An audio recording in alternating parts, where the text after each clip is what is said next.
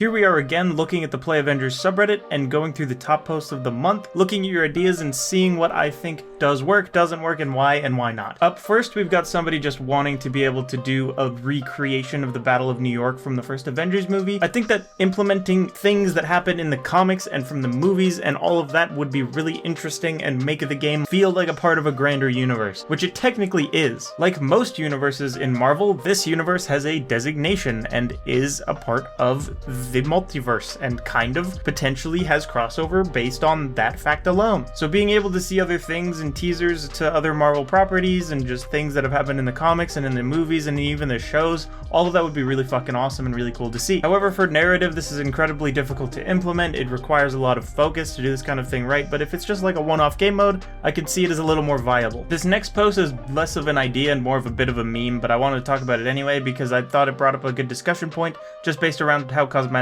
work in both Spider-Man and the Avengers game. Now this meme kind of takes the piss at how Marvel's Avengers has implemented animated skins and how Spider-Man has done it better and more comically accurate, and I can agree with both of those points. I think that Marvel's Avengers would benefit in a major way from having more comic book accurate skins and only using animated skins when it's really applicable. Marvel's Spider-Man doesn't just shove in cosmetics and look to sell them, and that's because that's not what their business model is like. So making note that the Play Avengers business model is making a bunch of skins and trying to sell as many as possible is worth being aware of. It allows me to know as a consumer that most skins I won't be very interested in, and when they do put out something that I'm interested in, I will buy that because it makes them go, oh, they like that, maybe we should make more of those type of things. And that's not to say that you need to buy skins or that you have to buy skins or anything, because I don't think that they're relevant. I don't think that they're necessary for gameplay. It's just not a thing. If you want to buy skins, go ahead, but you do not have to at all. My point is simply this, that there will be a lot more skins in Marvel's Avengers and they will cost money and you don't need to buy them. It's fine. Just being aware of the fact that they are making a bunch of skins so that they can make money, and knowing that the quality will vary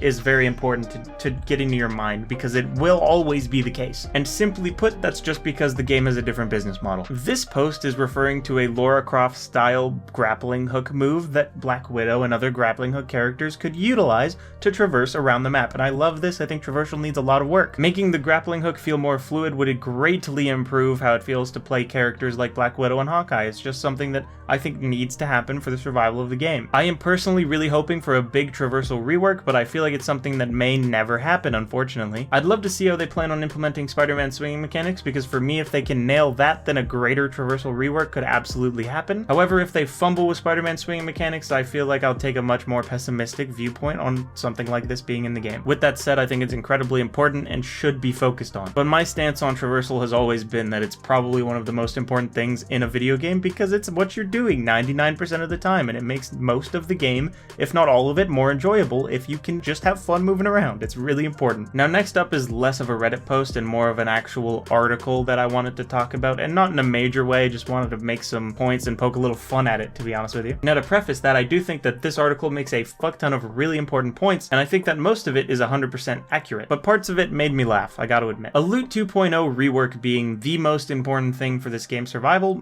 maybe. Loot's very important, and right now loot feels pretty boring. But right off the gate, the article says this. They say that loot's core issue, the biggest problem that loot has on Marvel's Avengers as a whole, is that it doesn't affect how your character looks. That's bullshit. It's not true. The core issue with loot is what this article is about. It's that loot is boring. And there's no world at all where Crystal Dynamics changes the fundamental business model of this game in favor of giving loot cosmetic impact. It's not gonna happen. However, on the point of a Loot 2.0 rework, the developers have stated themselves that it will not really happen in one big loot update. It will be more sporadic, smaller implementations over time. So hopefully loot gets to a point where it's more engaging and fun, but it will not happen all at once, unfortunately. Do you guys agree with my stance on that? Is loot's biggest problem the fact that it doesn't affect how your character looks? I don't fucking think so, that's for sure. But if you do, let me know in the comments. I'd love to hear it. I also saw this post while I was browsing looking for ideas and concepts that talks about the Steam charts and the player base growing recently, and I want to talk about why, just in case you might have heard misinformation going around. In the post title, the user very clearly wants the player base to stay like this and grow, and I totally agree. I would love for that to happen, but here's why it probably won't. This player peak occurred on July 30th during a free weekend for Marvel's Avengers, which also happens to be my birthday, but that's not really related. But that's really a big factor in why this occurred. The game was free at the time, and people were playing it because they just could. Now, will that free weekend convince people to potentially buy the game and continue playing it after the free weekend ends? Probably, but will it grow because of this?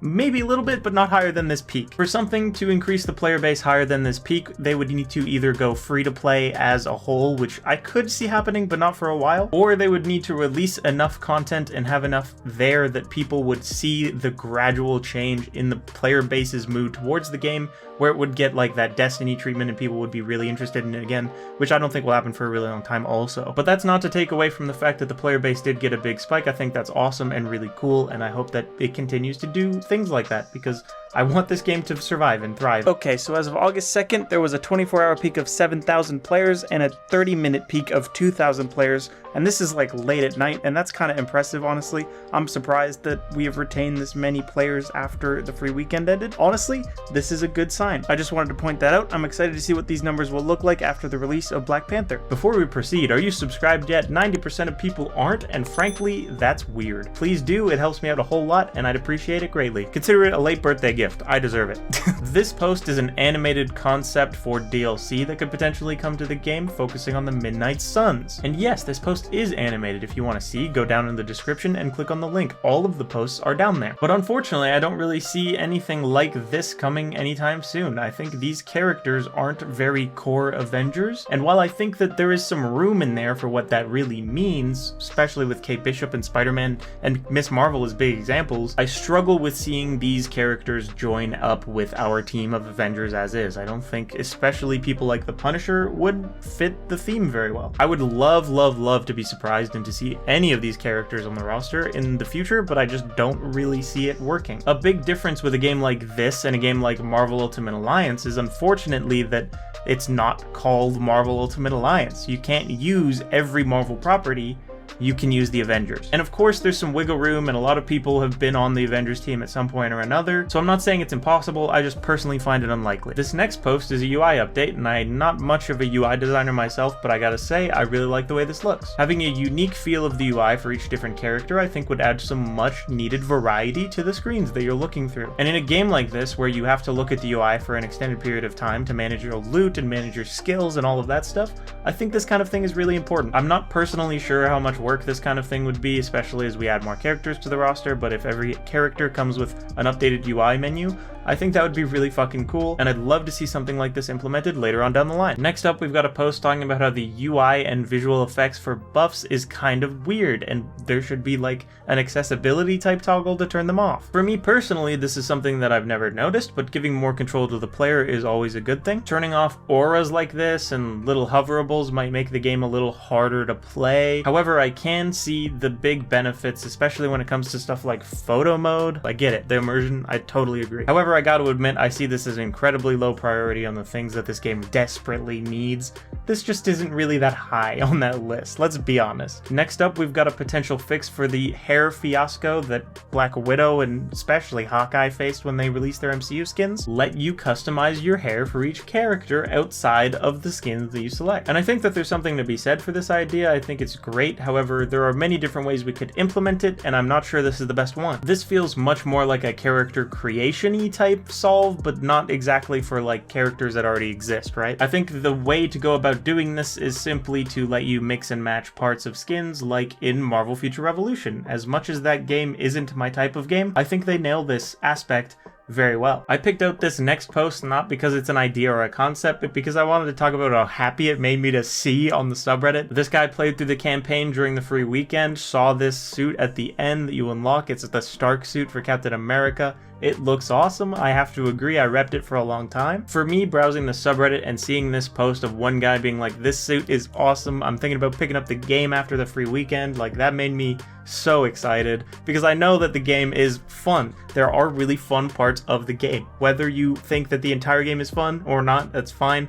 There are parts of it that make people want to buy it when they just play it, and that's awesome. It made me very excited for the future. I'm so stoked. Now, let's rapid fire a couple that are related to the Thor MCU skin, because I've been seeing a lot on Twitter and Reddit of ways that people would improve the Thor MCU skin. For those of you that don't know, this is what it looks like. No, there's no Stormbreaker. It is Mjolnir, and it is Mjolnir from this game and not the MCU. For those that don't know what the difference is, this is it. It looks very different, frankly. The design is entirely not the same. I think what happened here is that the development team kind of got wrapped up in trying to make Stormbreaker work, allegedly, and then just kind of forgot that MCU Mjolnir existed, and they could have done that instead. And I think that kind of thing is unfortunate, and it happens, and an oversight, and maybe will get fixed in the future. I really have no idea, but I really hope so. I'd love to see MCU Mjolnir instead of the games. That would be a really nice addition. Another proposed change that I agree with very much is having the dicks, I almost said dicks, light up when he's in Odin Force. The suit lights up in the movie, the other suits in the game light up, it's kind of a no-brainer. I feel like this is the kind of thing that probably will just be patched, but we'll see, I don't actually know. Go into your game, tell me right now, does this suit light up if you fucking use Odin Force? I'm curious. If you've got any ideas that you'd like me to talk about in a future video, leave them in the comments down below. I'd love to read about them. Click on another video if you want. I make a lot of them. They're pretty fun. I